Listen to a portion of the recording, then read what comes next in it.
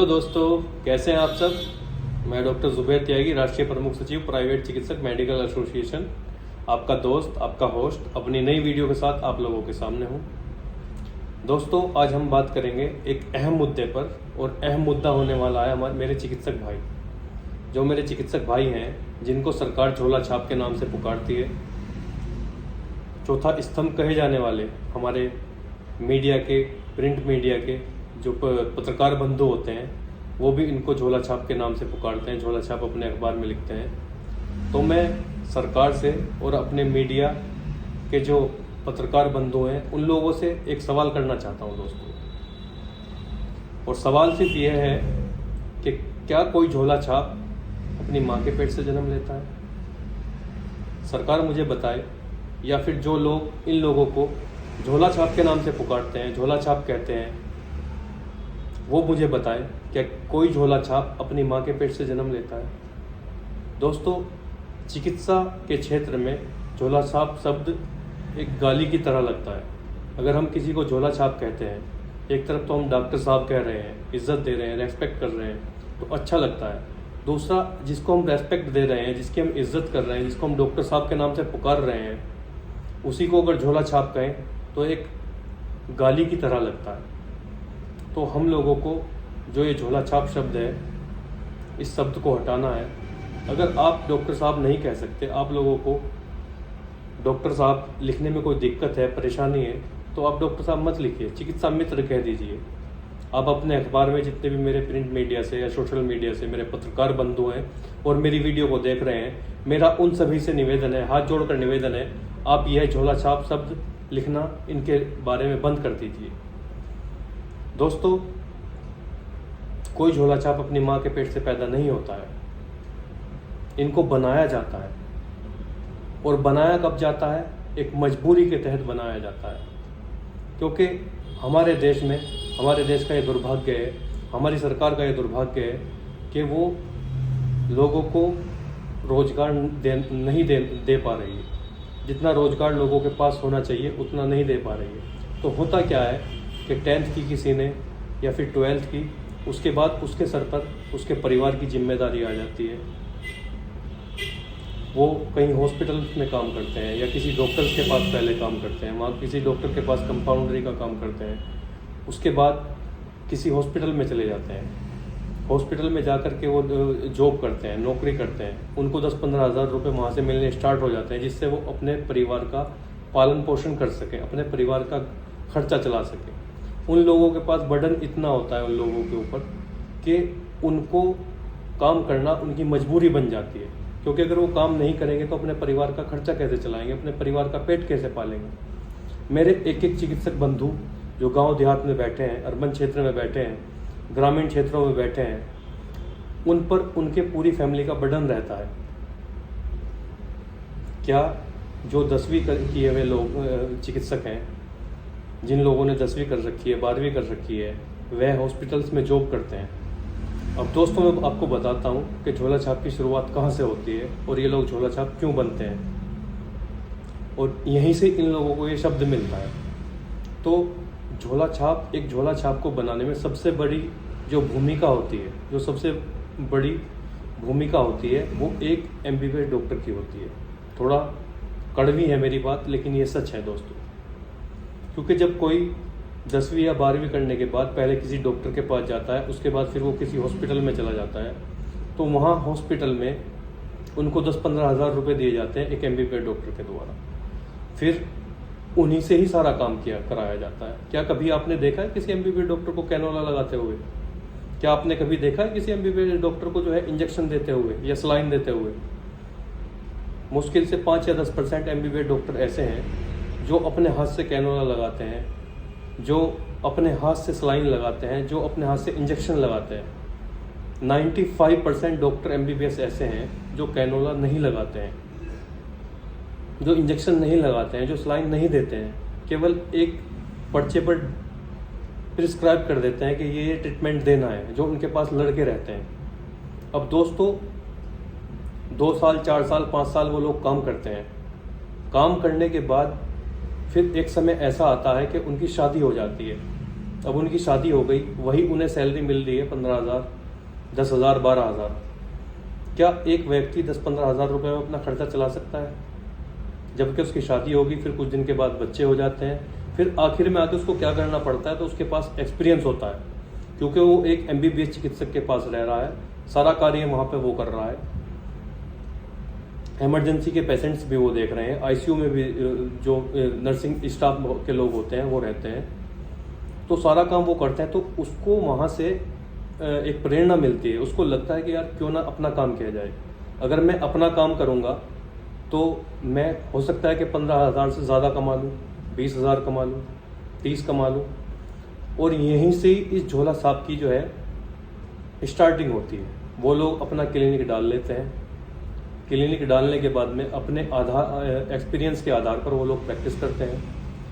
Practice करते करते इसी तरह से वो लोग अपना क्लिनिक डालते हैं। क्लिनिक डालकर वो साल, 2 साल, 3 साल, 4 साल उनका चलता रहता है। जबकि वो फिर अपने परिवार का पालन पोषण करने के साथ साथ, क्योंकि उनको पता है कि वो ऐसे फील्ड में नहीं बैठ सकते, और गांव देहात में, अर्बन क्षेत्र में, मालिन बस्तियों में जितने भी चिकित्सक बैठे हैं, आप सबको चेक कर लीजिए, 100 में मुश्किल से 5% ऐसे मिलेंगे जिनके पास पैरामेडिकल या मेडिकल में कोई डिग्री, डिप्लोमा नहीं होगा। लेकिन उसके बावजूद भी सरकार द्वारा, मीडिया, पत्रकार द्वारा उनको झोला छाप चिकित्सक के नाम से ही पुकारा जाता है। तो आप सभी लोगों से रिक्वेस्ट है, ये एक नाम नहीं है मेरे दोस्तों, ये एक अभिशाप है। और आपका भाई, आपका बेटा डॉक्टर जुबैर त्यागी इस अभिशाप को मिटाना चाहता है, क्योंकि ये लोग अपराधी नहीं हैं, ये लोग चोर नहीं हैं, ये लोग डकैत नहीं हैं, ये लोग मेहनत करते हैं। आप आधी रात को इनको बुलाओ, ये आ जाएंगे। किसी MBBS डॉक्टर को बुलाकर दिखाओ, कोई आ जाएगा क्या? तो इनका सम्मान करना सीखिए, इनको सम्मान दीजिए, इनको प्यार दीजिए। ये अगर खाना खाते हुए भी होंगे अपने घर पर, आप इनके पास चले जाओगे, ये खाना छोड़ देंगे, पहले आपको देखेंगे। तो क्या ये इतने हकदार नहीं है कि इनको सम्मान दिया जाए?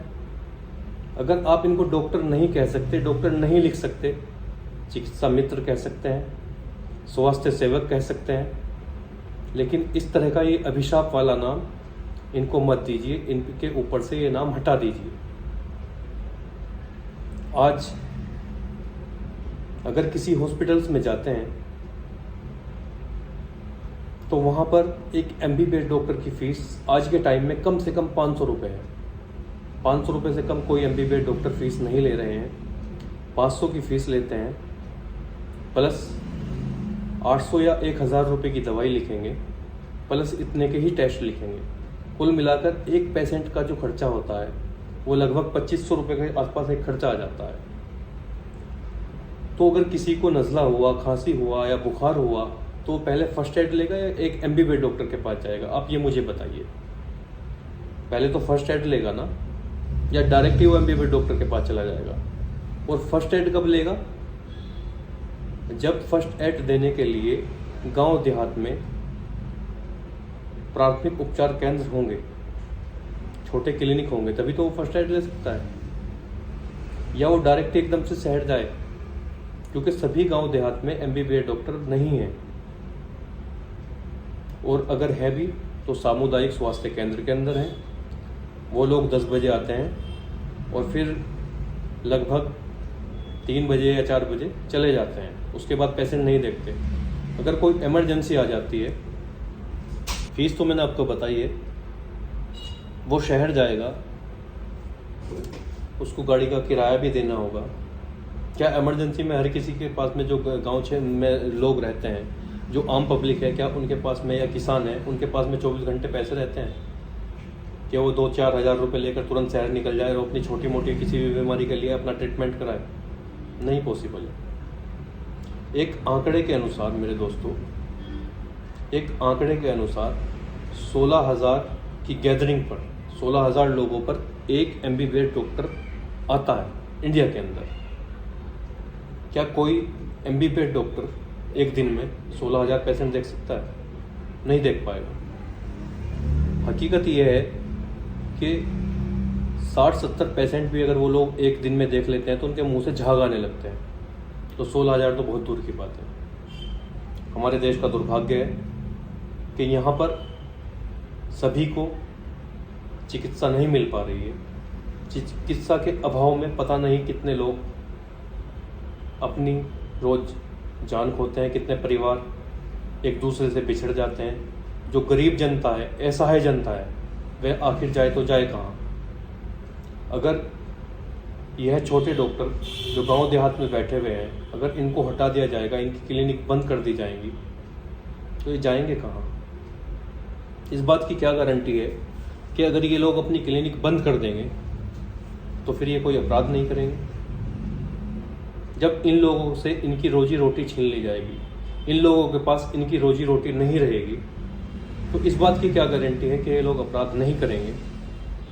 अपने बीवी बच्चों का पेट पालने के लिए, अपने बीवी बच्चों का लालन पोषण करने के लिए, अपने बच्चों की पढ़ाई करने के लिए, उनको एजुकेशन देने के लिए ये लोग जाएंगे कहाँ। सरकार इनको नौकरी देगी, सरकार इनको रोजगार देगी? नहीं देगी ना। फिर इन लोगों से इनकी रोजी रोटी क्यों छीनी जा रही है?